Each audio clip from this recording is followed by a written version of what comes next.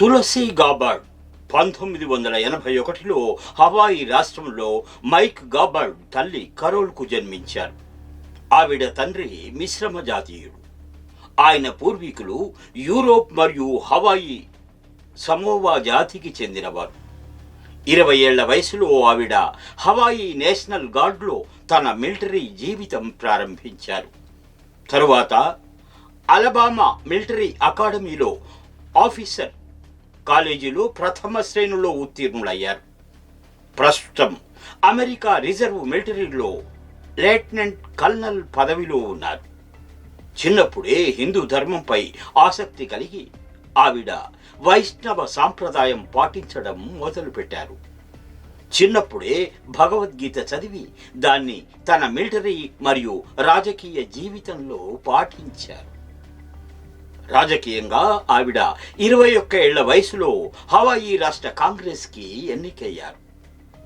2 ఏళ్ల తర్వాత ఆవిడ కాంగ్రెస్ ఓమెన్ పదవి వదిలి మిలిటరీలో చేరి ఇరాక్ యుద్ధంలో పాల్గొన్నారు. తరువాత 2013 నుండి 2021 మధ్య అమెరికా కాంగ్రెస్కు హవాయి నుండి ఎన్నికయ్యారు. 2020లో ఆవిడ అమెరికా అధ్యక్ష పదవికి డెమోక్రాట్ పార్టీ తరఫున ప్రాథమిక పోటీలో బరిలోకి దిగి చివరికి విరమించుకొని ప్రెసిడెంట్ బైడెన్కు మద్దతు తెలిపారు. తులసి డెమోక్రాట్ పార్టీ వైస్ చైర్మన్గా 2013లో ఎన్నికయ్యారు. 1 దశాబ్ద సమయం మిలిటరీలో మరియు రాజకీయాలలో పనిచేసి 2022లో డెమోక్రాట్ పార్టీని వదిలివేశారు.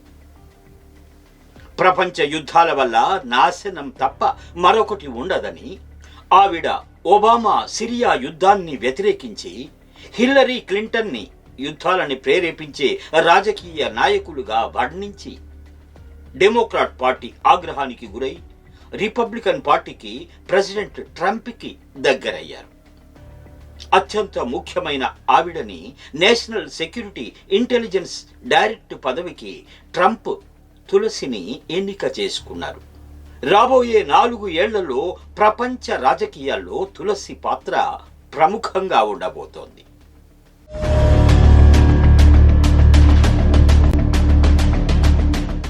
Mind Media, the voice of India.